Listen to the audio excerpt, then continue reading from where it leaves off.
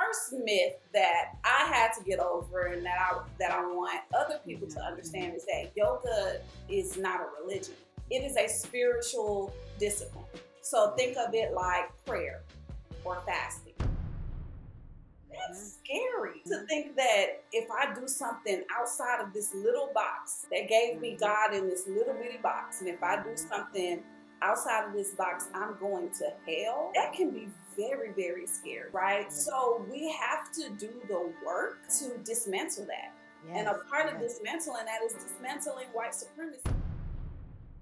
How much white supremacy and patriarchy is tied into religion. And I couldn't help but think, there's some way that they know yoga would allow us to think, allow us to dream, allow us to rest, that we want to make it seem like demonic so Black folks don't do it, because we don't want them to find their peace. Yeah. We don't want them to find their calm. We don't want them to relax. We want them to grind and be miserable and be upset and be tired. We want that for them. We don't want them to find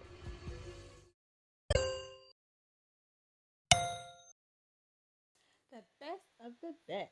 Queen, welcome. Thank you. Thank you for having me. No problem at all. So I got a connection to you, and I asked a question from someone else. And so they said, you need to talk to Queen. She's the best one to talk to about this sort of thing. And so my question was around yoga and Christianity. So can you kind of just tell me how that lands on you, and then I'll dig in more.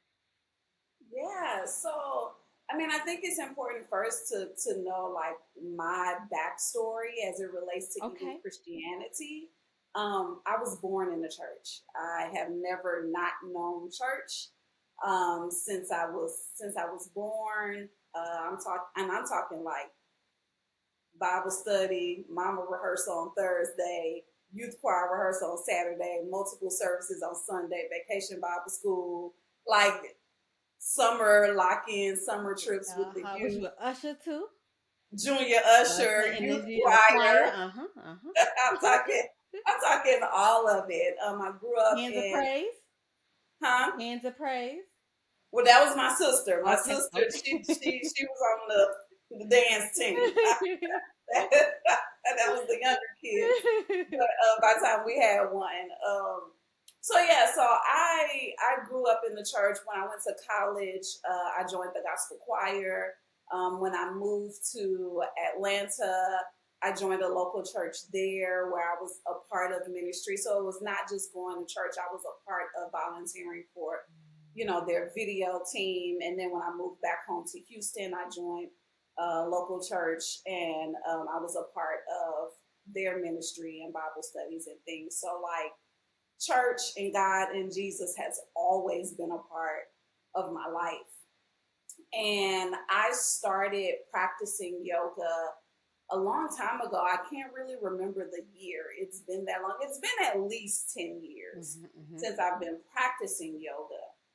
I've been teaching yoga since 2019. Okay. But when I first started practicing yoga, I didn't come for a spiritual experience like most people in the West don't. Most people in the West go to yoga for the physical aspect of it, or just trying to relax, or, depending on what type of yoga class you go to.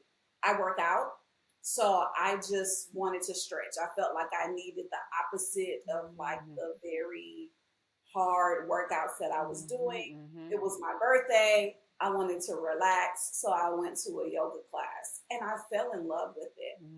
And around the same time, I was actually officially diagnosed with depression, with clinical depression. And I realized that the times that I was in yoga class were times where I could really hear God. Like it was times where I could get still, and I was hearing God more clearly than I had ever heard God before. And it was aiding me in like healing of my depression. I'm not healed of depression. I suffer from depression, but it was one of the tools that I could put in my toolbox, especially the breathing. Like one of the first things I learned was like how to use my breath to help Mm. me slow down my thoughts. Um, and when people say all the time, like I met God on my mat, and it's cliche, and I won't say I met God on my mat, but I experienced God on my Oh, mat, and yes. that was a surprise to me because I grew up with the church telling me that yoga was demonic. Really? Yes. And it really is a lack of knowledge. I Mm-hmm. have a bit of grace for that type of thinking, Mm-hmm. mostly from Black Christians. That's who my grace is for. Because it is a lack of knowledge. A lot of the pastors or leaders who are Mm-hmm. telling Mm-hmm. you that yoga is demonic couldn't tell you one thing about yoga history or philosophy. They don't know anything Mm-hmm. about it. They're just repeating what somebody told them, what somebody told them, what somebody told them. Mm-hmm. Mm-hmm. Um, so the first myth that I had to get over and that I want other Mm-hmm. people to Mm-hmm. understand is that yoga is not a religion. Mm. Say that again. Yoga is not a Yoga religion. is not a religion. Mm-hmm. It is a spiritual discipline. So Mm-hmm. think of it like prayer or fasting, Mm-hmm. right? There are Mm-hmm. multiple religions that pray. No one religion owns Owns prayer, prayer. Mm-hmm. right? Now, do some religions utilize yoga in their practices? Yes, but yoga in itself is not a religion. So again, Mm. think of it like prayer, think of it like fasting. There are multiple religions that use this spiritual discipline. If we want to break yoga down in its simplest terms, yoga means to yoke, and you're really yoking to your mind, your body, and your soul. No one religion owns the way that I do that, Mm. right? We all deserve to do that. And yoga is one spiritual discipline that you can utilize in order to do that. So that's the biggest thing, that yoga is not a religion, Yes, yes. it's a spiritual discipline. And some religions do use the philosophy and the practice of yoga in their Mm-hmm. religion. Mm-hmm. And another thing is the physical practice of yoga that we're most familiar with. Mm-hmm. It's called the asana. It's only 1/8 of the whole philosophy of yoga. Oh, wow. So when we talk about yoga as a whole system, it includes meditation, it includes breath work. It also includes ethical principles like nonviolence, truthfulness, self-study, contentment. A lot of those ethical philosophies and moral philosophies, you can find a connection between that and the teachings of Jesus. Mm. So it's so much more than what most people who haven't done any type of training know Mm-hmm. or Mm-hmm. understand. Mm. So when someone tells you that yoga is demonic and they haven't had any study of yoga philosophy or Mm-hmm. yoga Mm-hmm. history, you got to have some critical thinking and be like, well, how you know? You know, Mm-hmm. Like, who told you that? who told you that? Mm-hmm. Is that something that you have experienced? Mm-hmm. Um, Most times the answer is going to be Yeah, yeah. I know something that's really hitting me. I just finished the book God is a Black Woman, mhm, and it was so powerful. I'm reading it again because of how powerful it was. But reading that book, what's hitting me is how much white supremacy and patriarchy is tied into religion. yeah, And I couldn't help but think, is there some way that they know yoga would allow us to think, allow us to dream, allow us to rest, that we want to make it seem like demonic, so black folks don't do it because we don't want them to find their peace. We don't yeah, want them to find their calm. We don't want them to relax. We want them to grind and be miserable and be upset and be tired. We want that for them. We don't want them to find. And so we're going to use religion in a negative way to try to scare them from finding their peace. yeah. Absolutely. That is one of the best books I read last year. God is a Black Woman. You can say that about most indigenous practices. So, indigenous are practices that come from the First Nations, the Native Americans, that come from some like South America, that come from Africa. Any of these indigenous practices, white supremacy, when we talk about religion, so like Western white Christianity has categorized it as demonic, going back to slaveholder times, right? And if you honestly think about it, we are only maybe 3, 4, depending on your family, generations removed from that. Yep. Yep. So that still lives not only in our minds but in our bodies, Yes. right? Because that's been passed down. Mm-hmm. And what I believe happened is like we were brought over here, right? Speaking specifically for those of us of the African diaspora, we were brought over here, and we came over here with our own understanding of God. And that understanding of God included some of these indigenous and African practices that are powerful and magical and work. And that's what's scary to white folks, right? That these things work. So our ancestors were told that no, those things that y'all did or that y'all are doing is demonic, and you have to be, in order to be a good Christian, right? You can't do those things. And for our ancestors, that was life and death, literally. They could literally be killed for practicing their own indigenous practices, right? So I think a lot of that still, when we talk about epigenetics, like a lot of that still lives within our body. They say the issues are in the tissues, right? It's passed down through DNA.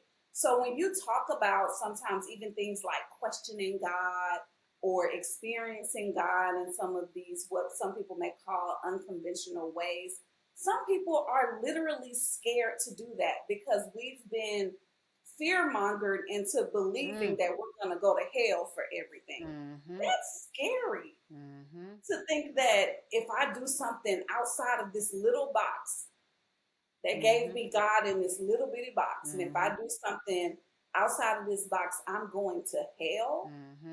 That can be very, very scary. Yes.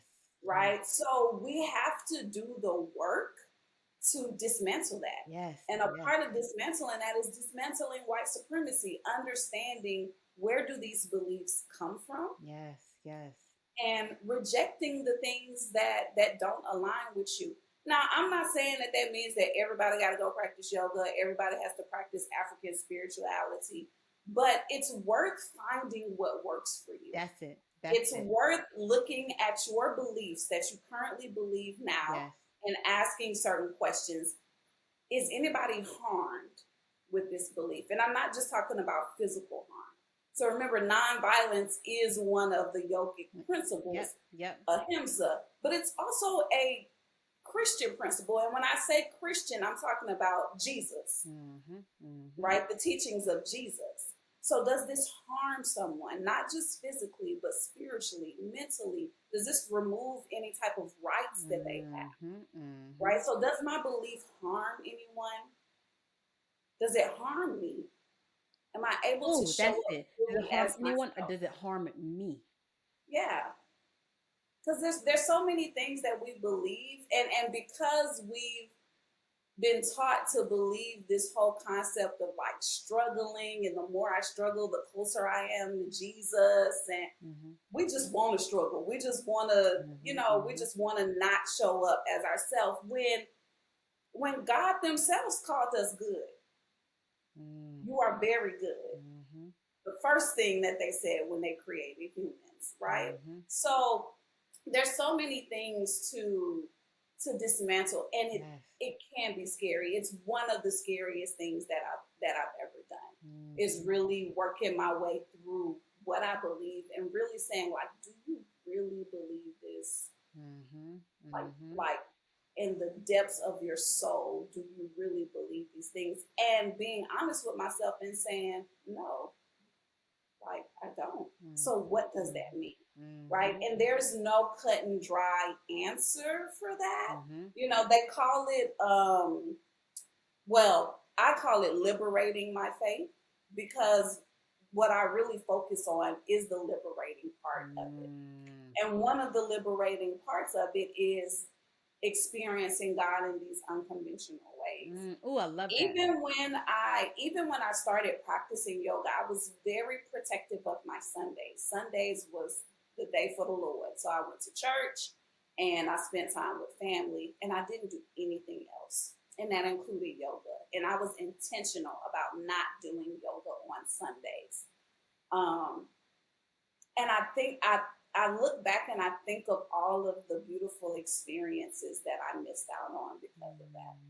So, for example, a couple of months ago on a Sunday, I went to a yoga class at it's in nature. It's this shala that's out here in Houston, and just simply being in nature with people and journaling and doing yoga and meditating and being able to put my feet in the grass. I experienced God in a way that I hadn't in a long time. I missed out on things like that because I was operating with this little God in this little box. But Oh, God is oh. so much bigger than what most of us were given. Because a lot of us were given our faith, right? Like I said, I grew up in the church. This was my mama's faith. And it wasn't until I started to explore Oh. God for myself Yes, yes, yes. um, that I was able to expand my beliefs, Mm-hmm. expand my experiences. Mm-hmm. And Mm-hmm. again, it's not easy. For some of us, it can be really hard Mm-hmm. and it can be really lonely. I think the beautiful thing now is it's a lot of people that are deconstructing. It's a lot of communities out there. I still say be very mindful of some of the communities that you join or be a part of, but like there are people out there who are openly deconstructing their faith, Mm-hmm. decolonizing their faith, because Mm-hmm. if you deconstruct and you don't decolonize the white supremacy, you ain't doing much of nothing, Mm-hmm. right? Mm-hmm. But there are communities of people out there doing that where you can ask your questions out loud and you may not get an answer, but you can get some dialogue, Mm-hmm. Mm-hmm. right? So yeah, I think that's really important for us to think about what do we believe, who gave us that belief, and do you really like within the depths of your soul believe that? Mm-hmm. Mm-hmm. I think the beautiful thing to remember is God is in us all, right? Because God is in you. Trust your intuition. Yes, Trust how things make you feel. Trust how things make you behave. You can trust yourself. Don't yes, be fearful to trust yourself. I think that's such a powerful thing. If when I'm not sure what I need to do, so let me just close it, go to sleep, and just think more on it. God will give me the answer, yeah. and every time it And happens. yeah, and in order for us to do that and be comfortable with that, we have to reconnect with our body. A lot of us are so disconnected from our body because that's what the world wants. The Mm-hmm. world wants us to be disconnected from our body Mm-hmm. because your gut is going to tell you, like you said, like God is in you. Your gut is going to tell you when Tell you something there. is wrong. But if you're so disconnected from your body, you're not going to notice it Mm-hmm. Mm-hmm. or you're not going to trust it. I think that's it. You won't trust it. Yeah, we're not going to You're trust not it. gonna So trust you yourself. really so you really have to reconnect with your body and How do you reconnect with your body? somatic practices are ways to do that, and yoga is considered a somatic practice. Twerking is a somatic practice. Let's go. Shouting is a somatic practice, right? So, like some of these practices help you reconnect with your body and truly be able to like listen to what your body is telling you Mm, and what your body needs. yes, yes, yes. The body never lies. The body never lies. Something I'm trying to get better at is listening. When I get tense, when I get tight. I was like, okay, body, what's going on? You're not feeling happy here. What's happening? What aren't you liking? Start asking yourself the question why. Why are you feeling that way? Why are you reacting that way? What's happening? To listen because it's talking to us all the time. Your body's always talking to you. It tells you what you don't like. It when you eat that thing, your stomach hurts because you shouldn't be eating that thing. Your body told you. Are you gonna Listen, listen? listen. Are you Them gonna hot listen? Cheetos ain't worth it. I'm telling you. I'm speaking from experience, huh? They ain't worth it. I told you. I told you more than once. You still gonna keep trying it. All right. Yeah. And we've been conditioned to push through the pain that even when we do feel that something is not right, like we Mhm. just push through. And one of the things that yoga can teach you is how to get still, Mhm. like how to really get Mhm. still and become yoked and in tune with your body and your mind and your soul. And One. a lot of that is done through the breath work. Yes. Like even if you just learn some of the breath work and how to intentionally breathe, that's yoga. Mhm. And Mhm. that has changed my life Yes. because Yes. our breath is one of our most powerful tools that we have. It's the Mhm. first thing we do when we come into this world. It's the last thing we do when we leave. Mhm. And we take advantage of it. Mhm. But when Mhm. we're intentional about taking full breaths, when we're intentional about using some of these different breathing techniques, you can really, and there's science behind it if you need the science, right? Our ancestors didn't need the science. Right. Right. They just knew. You know what I'm saying? Hmm. But So, you go get and what you the need. science You is go catching get up. what you need. Right. The science is catching up, but there is science behind it about how your breath can control your parasympathetic nervous system and things of that nature. For me, what it really does is a part of my anxiety and depression is I have a lot of thoughts that happen at one time, Mhm. and some of them are lies. Some of them are not thoughts that are useful. And it's not until I can slow down my breath that allows me to slow down my mind and I can compartmentalize my thoughts and say, that's not true, Mhm. or that's not really happening right now, Mhm. Mhm. or the probability of that happening is really, really slim. And then I have to make the decision to not believe that. But Mhm. it's not until I slow down my breath that I'm able to even like Yes. Yes. understand what's happening in my mind. Yes. Yes. You And definitely that understand yourself breathing better. is Yep. something that I learned in yoga. Mhm. Mhm. It's so interesting how in yoga classes teachers often say yoga meets you where you are. And I think that's so powerful because it teaches you the lesson you need to receive based off of where you are. So, a lesson for me I got from yoga is I'm a hardcore, like, you give it to me, I'm going to work as hard as I can. I'm going to grind it out. I'm going to push, push, push. That's my personality. So, I'm trying to get into a pose I can't do, but I'm trying so hard to get in it anyways because that's just the way my personality works. And the teacher said, the blocks are there for you to get in the position you need to get in. The block. He wasn't talking to me though. He said the blocks are there for you to use to get in the position you need to get in. And that opened up. I said, "Oh my gosh, the block is right there. I'm trying so hard to do it without the assistance of the Who block." told you you had to struggle when you got Hmm. support right there? Hmm. It's right there, sitting right next to you. But you thought you had to push through on your own and could not use the support. I was Yeah. like, so much of that of the black womanhood right there was just dropped from me. But I think as a black woman, you think you have to push. You have to push through it. You have to.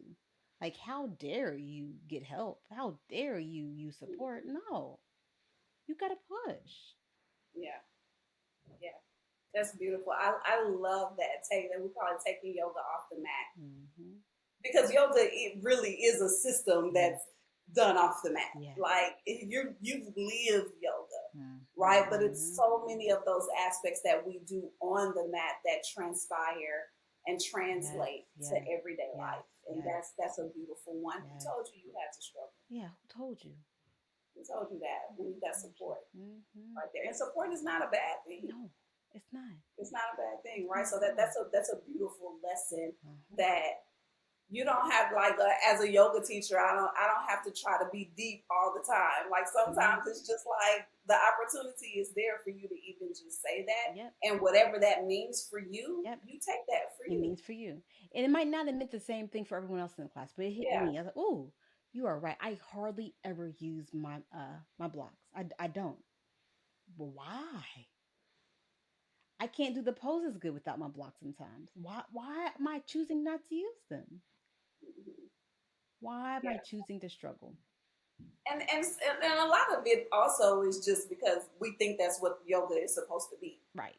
right? Because of what we see on social media Mm-hmm. or whatever. Like you're rarely gonna see people using their blocks, right? You're not gonna Mm-hmm. see an accessible practice. What Mm-hmm. an accessible practice? No, I'm supposed to be able to like balance on my pinky finger. Like no.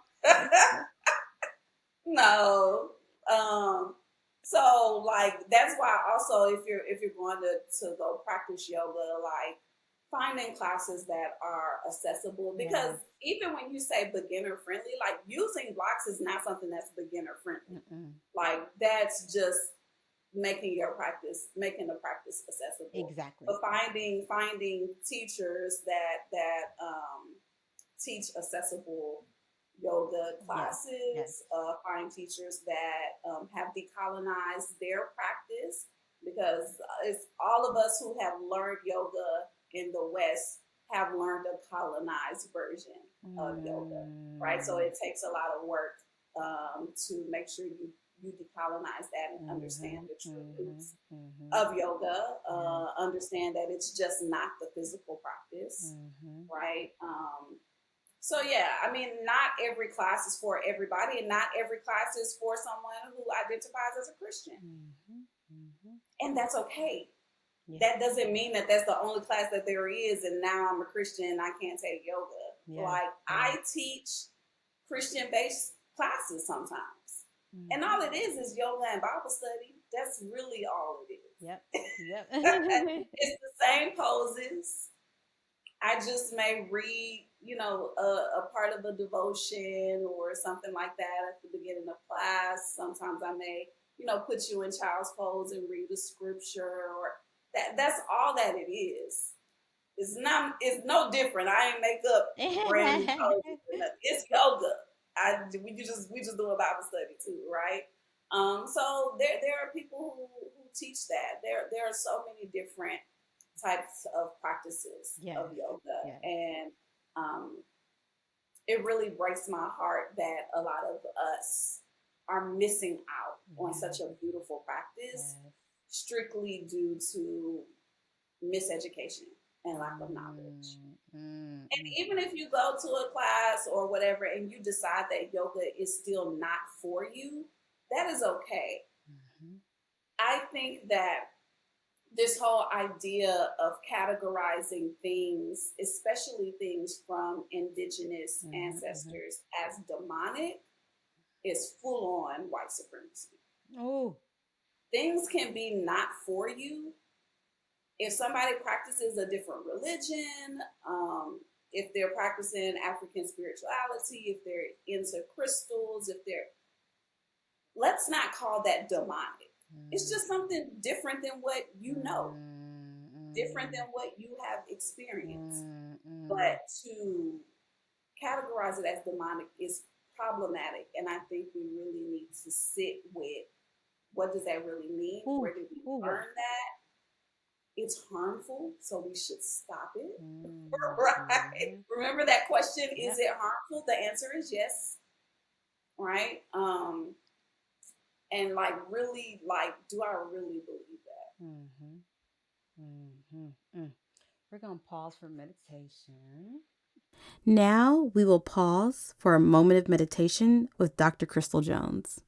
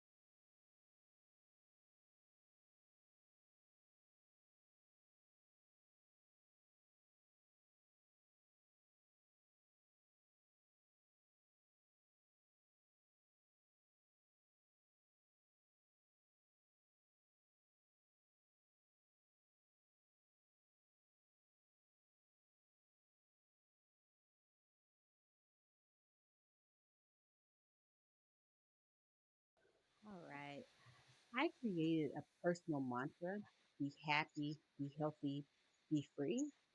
Out of those three, which resonates the most with you now? In like in general, just kind of how they make you feel.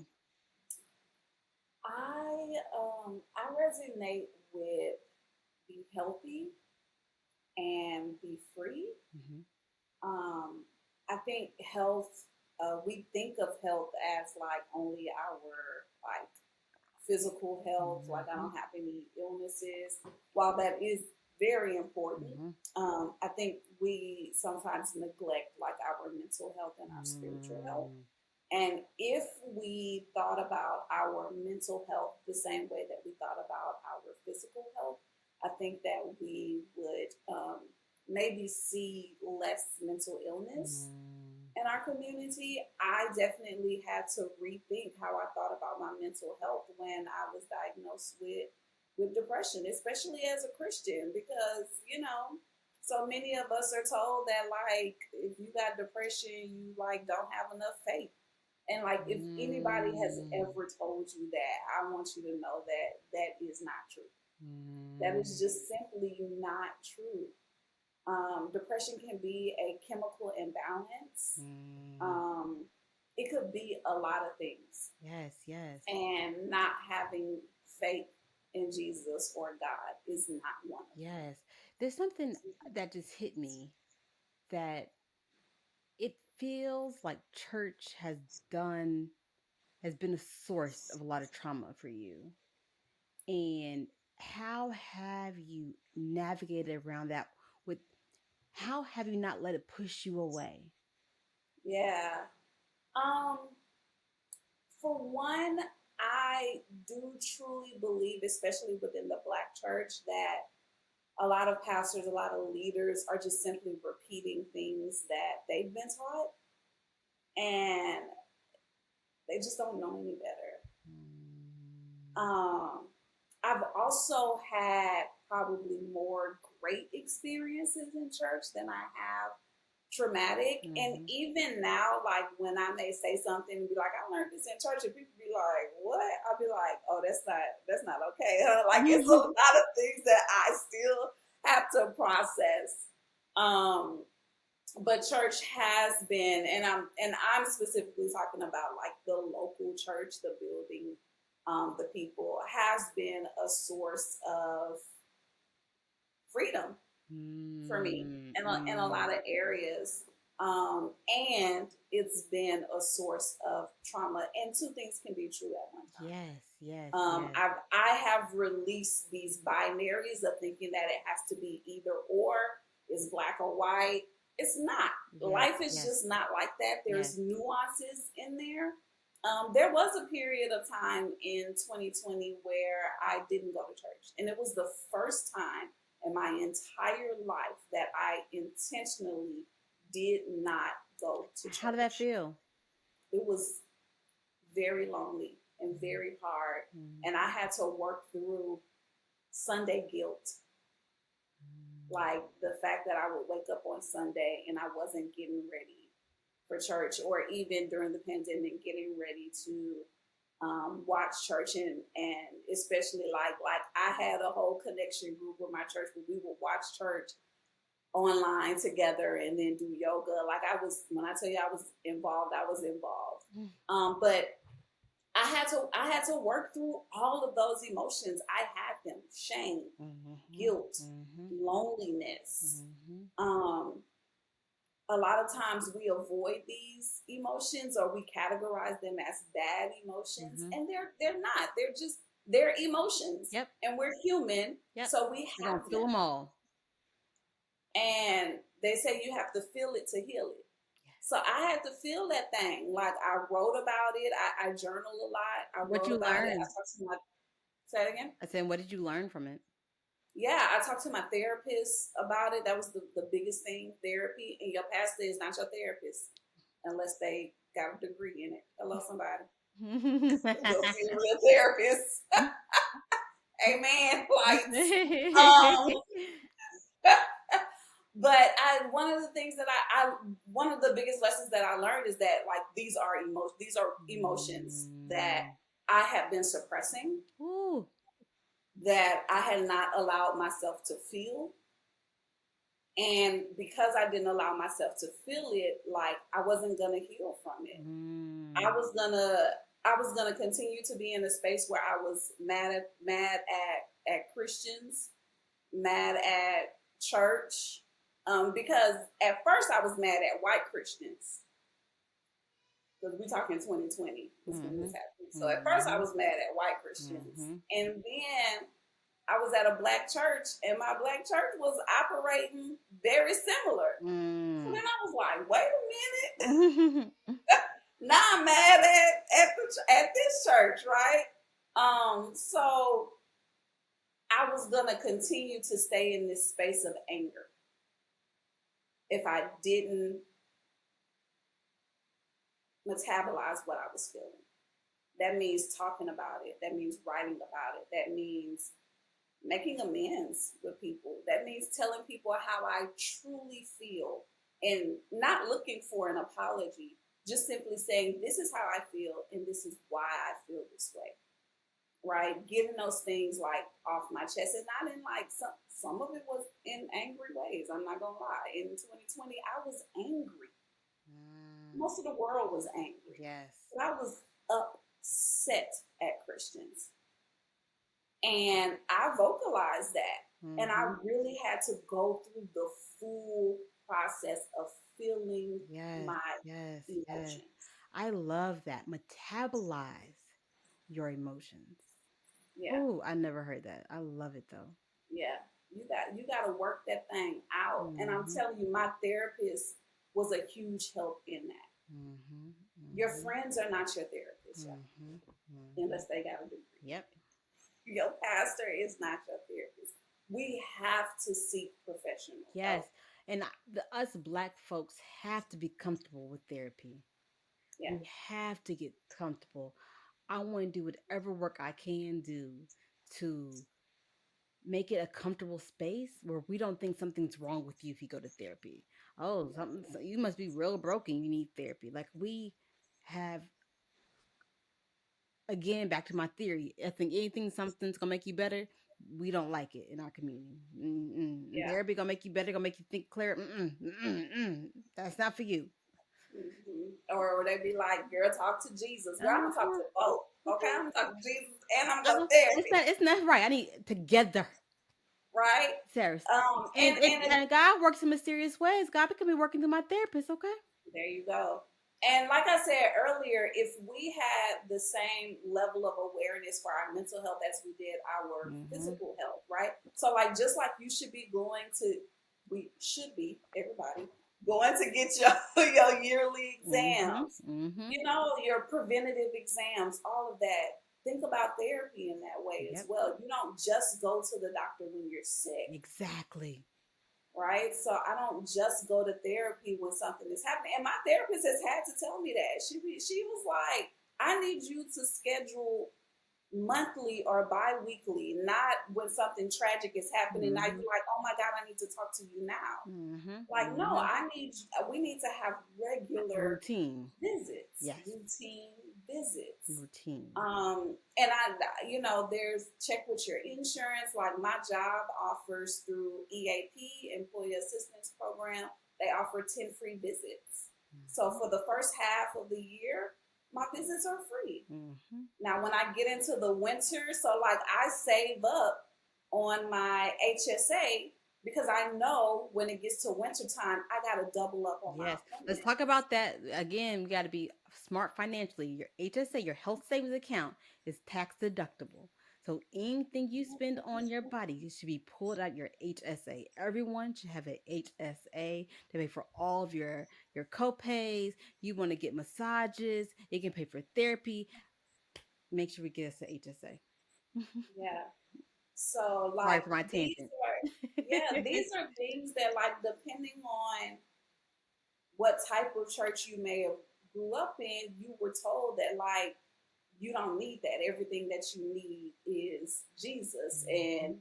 Jesus is in this church, Mhm. right? Like Mhm. we were told that like you can only experience God in the church, and some people it was like Mhm. this church, right? Or you don't need to go to outside things, and we got to unlearn that. Unlearn it. And unlearning, one of my pastors, I got two pastors now. I went from not going to church and they're not in Houston. So I am a digital member of both of them. And I would have never thought that I would be here. I wouldn't. And they are both very pro black, pro women, pro Q plus. Like they are very progressive That's black amazing. churches. Please send me the links. Yes. And it's a liberating experience to be at these churches and for them to Yes. talk about things that matter to me that I have never really heard sometimes Mm. spoken about in the church, specifically justice related Oh, I love um, that. I justice love that. related Yes. issues. So yeah, and one of my pastors says unlearning is an active will. Like we Mm. gotta want to do it. Mm. You Mm. gotta want to unlearn, and when you unlearn, there may be a period of you being in the wilderness. There Mm. may be a period of loneliness, a period of doubt, a period of Mm. like, what am I doing? This is scary. The beautiful reminder for me was that like God was always with me in the Mm-hmm. wilderness. Mm-hmm. God had never left Yep. me, whether God was on the side holding my hands, leading me from the front and or pushing me from the back. Mm-hmm. And I will continuously remind myself that God walks with us in the valleys as well. Yes. Yes. Yes. And the period of time where I wasn't in church, like there were certain things that I was experiencing, even though I wasn't going to church and I was really lonely, I was experiencing God in so many Other other ways. ways. Yes. And God was like, look, I'm still here. Mm-hmm. The only place to find me is not in those church buildings. Yeah, I'm Mm. still here. And I found my way back to the church. Everybody may not find their way back to the church, and that's okay as Mm-hmm. well. Mm-hmm. And that's okay as well. I found my way back to the church. I think what is most important is that you find your way to community Yes. because we're not meant to do this life alone. Yes. And Ooh. community that when we say we're not meant to do this life alone, like I don't mean like marriage. Mm-hmm. I mean Mm-hmm. like a community Yes. that Yes. can look like so many different things Yes. in So so many many different ways, things. but a Mm-hmm. community of people Mm-hmm. to encourage you, to hold you Yes. accountable, to Yes. unlearn with you and learn with you, to push you when you need to Yes. be Yes. pushed, to hold your hand Yes. when to support you when you can't do it yourself. Exactly. Exactly. Right? Exactly. Community is so important. So I encourage everyone to find their way Yes. to Find your community. community. Find your community any way that you Yeah. can. It might be in a Facebook group. It might be at a yoga class. It might be going at church. It might be your kids' athletic sports with the other parents. Whatever way you can find community, because we are not meant to go through life alone. We aren't. Yeah. And Yep. I really had to like relearn and rethink about like what does church even mean to Mm-hmm. me. Mm-hmm. I think it wasn't until the pandemic that a lot of us even thought about online church, like someone strictly going to church online was okay. And there are still many pastors that will shun folks who watch church online. And that is not okay, even from accessibility. There are Yes. many people who physically cannot get to a church, Exactly. right? So to Exactly. have the option to be a part of a church community online is very It's important. So powerful. like I had to rethink what it means to be a part of a Yes. church. Yes. And like cause for a while I was looking for a local church. And Mm-hmm. what I was looking for, I couldn't find it Yep. Yep. here. Yep. Yep. And I knew that these churches existed, Existed. but I was like, no, I gotta be in the building. Mm-hmm. Mm-hmm. No, you don't. Mm-hmm. Mm-hmm. Me, Yep. I don't have to be in the building. The good thing is these churches they understand what digital community is. Yes. Yes. So I don't Yes. just watch church, like I'm engaged in, like Yes. they know me, they know who I am. Mm-hmm. Mm-hmm. So sometimes we got to rethink That's it. That's the it. things that, just because it was done this way before, Yes, the yes, world is evolving yes, yes. And you and got to we got to evolve with it. evolve with it. Yes, evolve with it. And the beauty of unlearning is that you can also relearn. So it's not Hmm. like you're just going to unlearn and going to know nothing. No, you are unlearning to relearn something else. It's a constant movement. You are staying, you are able to pivot and change with the time as needed. As Yeah. needed. And I believe that God evolves right along with us. Octavia Butler in Parable of the Sword says God is change. And like that means so much to me. Like I truly believe that, and we've seen it in the Bible. Mm-hmm. Like Hmm. we've seen God change their mind Yep. many times Yep. in the Bible. If you're that type of person that be Old like, Testament versus New Testament. Right. That right there should let you know it's a change. that's it, that's it, right? We've seen it. So I do believe that God evolves with us as we grow. Hmm. So does God, Yes. and Yes. there are so many ways, like I said, to experience God and just being Hmm. able to see God outside of this little bitty box that a lot of us were just simply given. Given. Yes. Because Yes. our parents went to church when we was born, we went to that same church, we learned those same things. Hmm. Hmm. We can experience God Yes. Yes. outside of Mm. those experiences. Queen, thank you so much for joining me. This conversation was so powerful. Thank you. Thank Thank you you. for having Thank me.